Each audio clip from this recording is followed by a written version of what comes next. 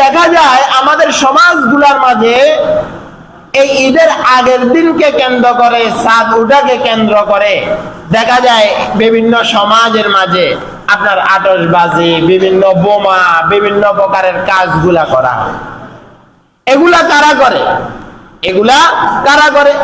অবশ্যই সে আমার সন্তান, অবশ্যই সে আমার নাতি, অবশ্যই সে আমার পরিবারের কেউ না কেউ, অবশ্যই সে আমার পরিবারের কেউ না কেউ।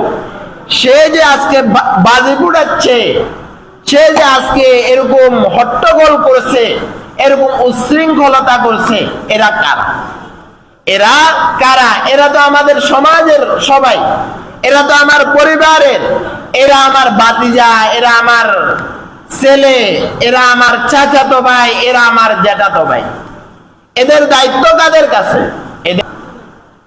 সমাজের মুরব্বী যারা আছে, সমাজের দায়িত্বশীল শ্রেণীর যারা আছে, তাদেরকে আহ্বান করব দেখার জন্য, তাদেরকে আহ্বান করব দেখার জন্য যেন একটা সমাজের মাঝে দেখা যায় হিন্দুদের বিভিন্ন উৎসবগুলোর মাঝে তারা তাদের মহল্লার মাঝে তাদের উৎসবকে কেন্দ্র করে এই সমস্ত কাজগুলা করে, কিন্তু আমরাও এই সমস্ত কাজগুলোর মাঝে লিপ্ত হয়ে যাই।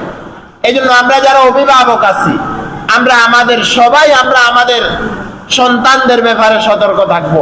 আমার সন্তান যেন এই সমস্ত কাজগুলোর সাথে জড়িত না হয়।